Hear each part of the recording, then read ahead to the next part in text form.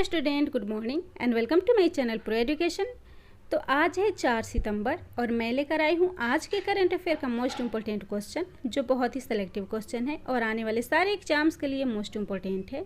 तो प्लीज़ मेरे वीडियो को लाइक कर दीजिएगा, शेयर कर दीजिएगा और मेरे चैनल को सब्सक्राइब कर लीजिएगा और बेल आइकन प्रेस कर लीजिएगा ताकि आने वाले वीडियो का नोटिफिकेशन आपको मिल सके। और इस वीडियो के PDF का लिंक डिस्क्रिप्शन बॉक्स में है, आप वहाँ से PDF डाउनलोड कर सकते हैं। तो चलिए शुरू करते हैं आज के करंट अफेयर का फर्स्ट क्वेश्चन। पहला क्वेश्चन है, किस मंत्रालय ने वाटर हीरोज प्रतियोगिता का शुभारंभ किया है? तो इसका राइट आंसर होगा ऑप्शन सी, जल मंत्रालय। तो जल शक्ति मंत्रालय ने वाटर हीरोज प्रतियोगिता का शुभारंभ किया है और यह प्रतियोगिता जल संरक्षण और प्रबंधन जैसे विषयों को लोगों तक पहुंचाने के उद्देश्य से शुरू किया गया है। और इस प्रतियोगिता में 1 से 5 मिनट में 300 शब्दों में कुछ फोटोग्राफ सहित विशेष वीडियो के माध्यम से जल संसाधनों के संरक्षण तथा प्रबंधन में किए गए प्रयासों को वर्णित करना होगा। और इस प्रतियोगिता में जीतने वाले विजेताओं को 10,000 रुपये का नगद पुरस्कार और साथ में प्रमाण पत्र सौंपा जाएगा। तो इसको शुरू किया है जल शक्ति मंत्रालय ने। तो जल शक्ति राज्य मंत्री हैं रतनलाल कटारिया और जल शक्ति मंत्रालय ने हाल ही में स्वच्छ भारत मिशन एकेडमी को लॉन्च किया है। अगला क्वेश्चन है, रेलवे बोर्ड का मुख्य कार्यकारी अधिकारी किसे नियुक्त किए जाने की घोषणा की गई है? तो इसका राइट आंसर होगा ऑप्शन डी, विनोद कुमार यादव। तो रेलवे बोर्ड के अध्यक्ष विनोद कुमार यादव अब रेलवे बोर्ड के मुख्य कार्यकारी अधिकारी भी बनेंगे। तो रेलवे के चेयरमैन और CEO विनोद कुमार यादव अब कैडर कंट्रोलिंग ऑफिसर होंगे, जो DG की मदद से मानव संसाधनों के लिए कार्य करेंगे। तो भारतीय रेलवे, जिसकी स्थापना 16 अप्रैल 1853 में हुई थी, मुख्यालय है नई दिल्ली, रेल मंत्री हैं पीयूष गोयल और रेलवे बोर्ड के अध्यक्ष हैं विनोद कुमार यादव। तो इस क्वेश्चन में बात हो रही है भारतीय रेलवे की। तो भारतीय रेलवे से जुड़े करेंट अफेयर के कुछ इंपॉर्टेंट पॉइंट्स हैं, जैसे इसने हाल ही में सुरक्षित रेलवे यात्रा के लिए पोस्ट कोविड कोच को विकसित किया है। भारतीय रेलवे का दक्षिणी मध्य रेलवे जोन यात्रियों की डिजिटल स्क्रीनिंग के लिए आत्मा मशीन को स्थापित किया है और अहमदाबाद डिवीज़न ने बैगेज सैनिटाइजेशन और रैपिंग मशीन को लॉन्च किया है। और इंडियन रेलवे मेडिकल सर्विस यानी कि IRMS का नाम बदलकर Indian railway health service IRHS किया जाएगा। और हाल ही में भारतीय रेलवे ने मेडबोट नाम का एक मेडिकल ट्रॉली लॉन्च किया है। तो इस क्वेश्चन में दिए गए बाकी ऑप्शन को भी डिफाइन कर लेते हैं। इसका फर्स्ट ऑप्शन है नीरज धवन, जो हाल ही में यस बैंक में चीफ रिस्क ऑफिसर नियुक्त हुए हैं। गिरिधर अरमाने, जो सड़क परिवहन और राजमार्ग मंत्रालय के नए सचिव बने हैं। और अधीर रंजन, जो लोक लेखा समिति के नए अध्यक्ष नियुक्त हुए हैं। अगला क्वेश्चन है, राष्ट्रीय पोषण सप्ताह सितंबर महीने में कब से कब तक मनाया जाएगा? तो इसका राइट आंसर होगा ऑप्शन ए, 1 से 7 सितंबर। तो पोषण सप्ताह को 1 से 7 सितंबर तक मनाया जाएगा और वर्ष 1982 से 1 से 7 सितंबर तक प्रत्येक वर्ष राष्ट्रीय पोषण सप्ताह के रूप में मनाया जाता है, जिसका उद्देश्य है खाने पीने और चिकित्सीय प्रभाव के प्रति लोगों को जागरूक करना। और राष्ट्रीय पोषण सप्ताह के कार्यक्रम को भारत सरकार महिला और बाल विकास मंत्रालय के अंतर्गत आने वाले खाद्य और पोषण बोर्ड के द्वारा आयोजित किया जाता है, ताकि मानव शरीर के लिए जरूरी पोषण के महत्व और भूमिका पर लोगों को शिक्षित किया जा सके। तो महिला और बाल विकास मंत्री हैं स्मृति ईरानी। और हाल ही में प्रधानमंत्री नरेंद्र मोदी जी ने मन की बात कार्यक्रम में सितंबर महीने को पोषण माह के रूप में मनाने की घोषणा की है। अगला क्वेश्चन है, ग्रीन टर्म अहेड मार्केट किसके द्वारा लॉन्च किया गया है? तो इसका राइट आंसर होगा ऑप्शन सी, RK सिंह। तो ग्रीन टर्म अहेड मार्केट को RK सिंह के द्वारा लॉन्च किया गया है। और RK सिंह यानी कि राजकुमार सिंह केंद्रीय विद्युत तथा नवीन एवं नवीकरणीय ऊर्जा राज्य मंत्री हैं और इन्होंने नई दिल्ली में विद्युत क्षेत्र में पूरे देश के लिए ग्रीन टर्म अहेड मार्केट का शुभारंभ किया है। और यह ऑब्लिगेटेड एंटिटीज यानी कि विद्युत वितरण कंपनी कैप्टिव पावर प्लांट और अन्य बड़े बिजली उपभोक्ताओं को अपने नवीकरणीय खरीद दायित्व को पूरा करने के लिए प्रतिस्पर्धित कीमतों पर नवीकरणीय बिजली प्राप्त करने में सक्षम बनाएगा। तो ग्रीन टर्न अहेड मार्केट को लॉन्च किया है आर.के. सिंह ने। तो इस क्वेश्चन में दिए गए बाकी ऑप्शन को भी डिफाइन कर लेते हैं। इसका फर्स्ट ऑप्शन है राजनाथ सिंह, जिन्होंने DGNCC यानी कि directorate general national cadet corps mobile प्रशिक्षण एप्लीकेशन को लॉन्च किया है। डॉक्टर हर्षवर्धन, जो हमारे स्वास्थ्य और परिवार कल्याण मंत्री हैं, और इन्होंने MOE knowledge resource centre network, मौसम मोबाइल एप्लीकेशन और good clinical practice guidelines handbook को लॉन्च किया है। और पीयूष गोयल, जो रेल मंत्री और वाणिज्य उद्योग मंत्री हैं, और इन्होंने हाल ही में राष्ट्रीय GIS सक्षम भूमि बैंक प्रणाली को लॉन्च किया है। अगला क्वेश्चन है, one nation one ration card योजना में किस केंद्र शासित प्रदेश को शामिल किया गया है? तो इसका राइट आंसर होगा ऑप्शन सी, उपर्युक्त दोनों, यानी कि लक्षद्वीप और लद्दाख दोनों को वन नेशन वन कार्ड योजना में शामिल किया गया है। और केंद्र शासित प्रदेश लद्दाख और लक्षद्वीप को सार्वजनिक वितरण प्रणाली के एकीकृत प्रबंधन पर इस योजना में शामिल किया गया है।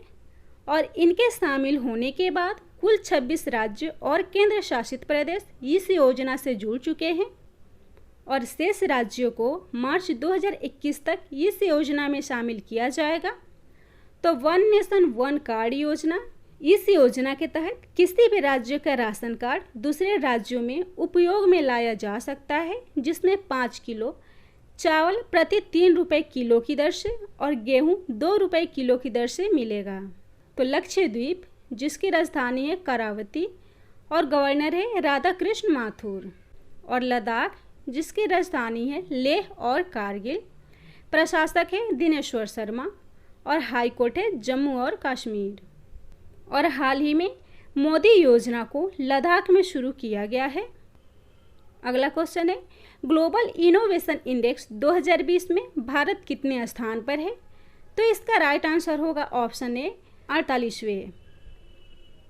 तो इस इंडेक्स में भारत 48वें स्थान पर है। तो भारत पहली बार वैश्विक नवाचार सूचकांक यानी कि ग्लोबल इनोवेशन इंडेक्स में 4 पायदान ऊपर चढ़कर 48वें स्थान के साथ 50 शीर्ष देशों में शामिल हुआ है। और इसमें प्रथम स्थान पर है स्विट्जरलैंड, दूसरे स्थान पर है स्वीडन और तीसरे स्थान पर है अमेरिका। तो ग्लोबल इनोवेशन इंडेक्स यह विश्व भर के 131 देशों और अर्थव्यवस्थाओं के इनोवेशन प्रदर्शन के अनुसार लिस्ट को जारी करता है, जिसमें राजनीतिक वातावरण, शिक्षा, बुनियादी ढांचा और व्यावसायिक परिष्कार शामिल होते हैं। और यह ग्लोबल इनोवेशन इंडेक्स का 13वां संस्करण है, जिसको वैश्विक बौद्धिक संपदा संगठन, कॉर्नेल यूनिवर्सिटी और इंसिड बिजनेस स्कूल ने जारी किया है। तो इस क्वेश्चन में बात हो रही है इंडेक्स की। तो हाल ही में नीति आयोग ने एक्सपोर्ट प्रीपेंडेड इंडेक्स को जारी किया है। अगला क्वेश्चन है, देश की पहली महिला एम्बुलेंस ड्राइवर एम वीरलक्ष्मी किस राज्य से संबंधित हैं? तो इसका राइट आंसर होगा ऑप्शन बी, तमिलनाडु। तो देश की पहली महिला ambulance driver M Veerlakshmi Tamil Nadu की रहने वाली हैं, और तमिलनाडु मुख्यमंत्री के पलानीस्वामी द्वारा एक नई पहल के साथ भारत की पहली महिला एम्बुलेंस ड्राइवर के रूप में वीरलक्ष्मी को नियुक्त किया गया है, और उन्हें 108 एम्बुलेंस ड्राइवर के रूप में नियुक्त किया गया है। तो यह बात हो रही है तमिलनाडु की, राजधानी है चेन्नई, मुख्यमंत्री हैं के पलानीस्वामी, राज्यपाल है बनवारी लाल पुरोहित, विधानसभा सीट है 235, राज्यसभा सीट है 18, लोकसभा सीट है 39, और हाईकोर्ट है मद्रास उच्च न्यायालय, और प्रमुख लोक नृत्य है भरतनाट्यम। और तमिलनाडु स्वास्थ्य विभाग ने चेन्नई में पोस्ट कोविड-19 फॉलोअप क्लिनिक को शुरू किया है, और प्रधानमंत्री मुद्रा योजना के तहत महिलाओं को ऋण देने में तमिलनाडु प्रथम स्थान पर है। अगला क्वेश्चन है, नागरिक उड्डयन सुरक्षा ब्यूरो की पहली महिला महानिदेशक किसे बनाया गया है? तो इसका राइट आंसर होगा ऑप्शन सी, उषा पाढ़े। तो उषा पाढ़े को नागरिक उड्डयन सुरक्षा ब्यूरो का नया महानिदेशक नियुक्त किया गया है और इस पद पर वे नियुक्त होने वाली भारत की पहली महिला और तीसरी आईएएस अधिकारी हैं और उनकी नियुक्ति राकेश अस्थाना की जगह पर की गई है, जिन्होंने हाल ही में सीमा सुरक्षा बल के महानिदेशक के पद को संभाला है। तो यह बात हो रही है नागरिक उड्डयन मंत्रालय की। तो नागरिक उड्डयन राज्य मंत्री हैं हरदीप सिंह पुरी और इस क्वेश्चन का ऑप्शन है अनीता कुंडू, जिन्हें हाल ही में नेशनल एडवेंचर अवार्ड से सम्मानित किया गया है, और सुश्री सुधा पेनुली, जिन्हें हाल ही में राष्ट्रीय शिक्षक पुरस्कार 2020 से सम्मानित किया गया है। अगला क्वेश्चन है, गंदगी भारत छोड़ो अभियान को किस राज्य में शुरू किया गया है? तो इसका राइट आंसर होगा ऑप्शन बी, मध्य प्रदेश। इस अभियान को मध्य प्रदेश राज्य में शुरू किया गया है और 15 दिनों तक चलने वाले इस गंदे मुक्त भारत अभियान के तहत 7,178 बस्तियों में जागरूकता कार्यक्रम आयोजित किया गया और इस अभियान के दौरान लोगों ने स्वच्छता बनाए रखने की शपथ ली और 8,70,000 लोगों से गीले कचरे से खाद बनाने के लिए संपर्क किया गया। और मध्य प्रदेश में मास्क जागरूकता अभियान के तहत नागरिकों की मदद से 65,000 मास्क वितरित किए गए हैं। तो यह बात हो रही है मध्य प्रदेश की। राजधानी है भोपाल, मुख्यमंत्री है शिवराज सिंह चौहान, राज्यपाल है आनंदीबेन पटेल, नेशनल पार्क है वन विहार राष्ट्रीय उद्यान, कान्हा टाइगर रिजर्व और पन्ना राष्ट्रीय उद्यान। और मध्य प्रदेश में लॉन्च 2020 की कुछ योजनाएं हैं, दीदी वाहन सेवा, जीवन अमृत योजना, संकल्प योजना और रोजगार सेतु योजना। और थैंक्स मॉम अभियान, जो पर्यावरण संरक्षण और पौधारोपण के लिए शुरू किया गया है। Location tracing mobile application MP e cop. Corona kill अभियान, जो कोविड-19 के प्रसार को कंट्रोल करने के लिए शुरू किया गया है।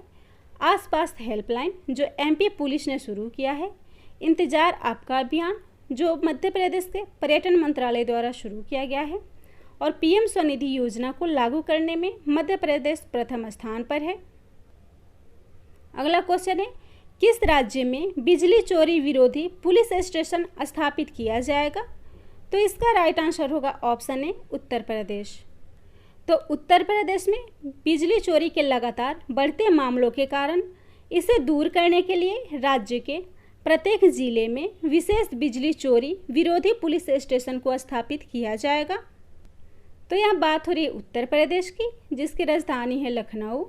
मुख्यमंत्री हैं योगी आदित्यनाथ, राज्यपाल हैं आनंदीबेन पटेल, उच्च न्यायालय है इलाहाबाद उच्च न्यायालय। लोकसभा सीट है 80, राज्यसभा सीट है 31 और विधानसभा सीट है 404। और मध्य प्रदेश के पूर्व राज्यपाल लालजी टंडन जी के निधन के बाद उत्तर प्रदेश की राजधानी लखनऊ के सड़क और चौक का नाम बदलकर उनके नाम पर रखा गया है। और आत्मनिर्भर उत्तर प्रदेश रोजगार अभियान को उत्तर प्रदेश में शुरू किया गया है। बाल श्रमिक विद्या योजना को उत्तर प्रदेश में बच्चों की पढ़ाई के लिए शुरू किया गया है। नवीन रोजगार छतरी योजना रोजगार देने के उद्देश्य से शुरू किया गया है। स्वपरीक्षण प्रणाली कोविड-19 में शुरू किया गया है। और मनरेगा के तहत सबसे ज़्यादा रोजगार देने वाला भारत का पहला राज्य उत्तर प्रदेश है। और यूपी ने हाल ही में जल संकट समाधान के लिए इजराइल के साथ समझौता किया है। और NRI एकीकृत पोर्टल को यूपी में लॉन्च किया गया है, जिसका उद्देश्य है विदेश जाने वाले इच्छुक लोगों को और विदेश में रहने वाले लोगों के समस्याओं का समाधान करना। और मेजर ध्यानचंद विजय पथ योजना, जिसमें खिलाड़ियों के घरों तक पक्की सड़कों को बनवाया जाएगा। अगला क्वेश्चन है, हाल ही में रक्षा मंत्री राजनाथ सिंह किस देश की 3 दिवसीय यात्रा पर गए हैं? तो इसका राइट आंसर होगा ऑप्शन डी, रूस। तो रक्षा मंत्री राजनाथ सिंह रूस के 3 दिवसीय यात्रा पर गए हैं। और रक्षा मंत्री राजनाथ सिंह 2 सितंबर 2020 को संघाई सहयोग संगठन की रक्षा मंत्रियों की बैठक में शामिल होने के लिए रूस की 3 दिवसीय यात्रा पर मॉस्को के लिए रवाना हुए हैं। और वह सामूहिक सुरक्षा संधि संगठन और स्वतंत्र राज्यों के राष्ट्रमंडल की बैठक में भी भाग लेंगे। तो शंघाई सहयोग संगठन, जिसका मुख्यालय है बीजिंग, चाइना, और इसके महानिदेशक है व्लादिमीर नोरोव। और रूस, जिसकी राजधानी है मॉस्को, प्रधानमंत्री है मिखाइल मिशुस्टिन, राष्ट्रपति हैं व्लादिमीर पुतिन, और करेंसी है रशियन रूबल। तो इस क्वेश्चन में बात हो रही है रूस की।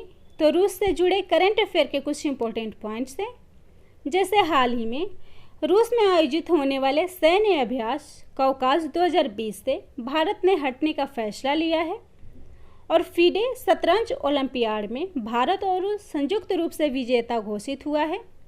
और कोविड-19 वैक्सीन स्पुतनिक V को सफलतापूर्वक रजिस्टर करने वाला विश्व का पहला देश रूस है। और इसने हाल ही में दुनिया का सबसे शक्तिशाली परमाणु बम सार बॉम्बों को बनाया है।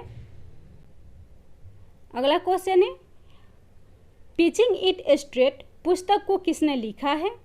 तो इसका राइट आंसर होगा ऑप्शन सी, दोनों। तो पिचिंग इन स्ट्रेट पुस्तक को गुरुचरण सिंह और MS उन्नीकृष्णन के द्वारा लिखा गया है। तो गुरुचरण सिंह जो एक भारतीय क्रिकेटर टीम के कोच हैं और जिन्होंने खेल पत्रकार MS उन्नीकृष्णन के सहयोग से इस पुस्तक को लिखा है। और इस पुस्तक में गुरुचरण सिंह के व्यक्तिगत और व्यावसायिक जीवन का चित्रण है, जिन्होंने कई युवा प्रतिभाओं को प्रशिक्षित किया है। और इसको प्रकाशित किया जाएगा विटस्टा पब्लिकेशन के द्वारा। और इस पुस्तक में पाकिस्तान के उनके मूल गांव गंगा कास की यात्रा के बारे में भी वर्णन किया गया है। तो गुरुचरण सिंह जो भारतीय क्रिकेट कोच हैं और इन्हें 1987 में द्रोणाचार्य पुरस्कार से सम्मानित किया गया था। तो इस क्वेश्चन में बात हो रही है बुक और ऑथर की। तो इस क्वेश्चन से जुड़े करंट अफेयर के कुछ इंपॉर्टेंट पॉइंट्स हैं, जैसे हाल ही में करण जौहर ने the big thoughts of little love नामक पुस्तक को लिखा है। मनोज मुकुंद नरवणे जो थल सेना अध्यक्ष हैं और इन्होंने हाल ही में national security challenges young scholars perspective नामक पुस्तक को लिखा है। और वासुदेव जगन्नाथ परांजपे ने क्रिकेट द्रोणा नामक पुस्तक को लिखा है।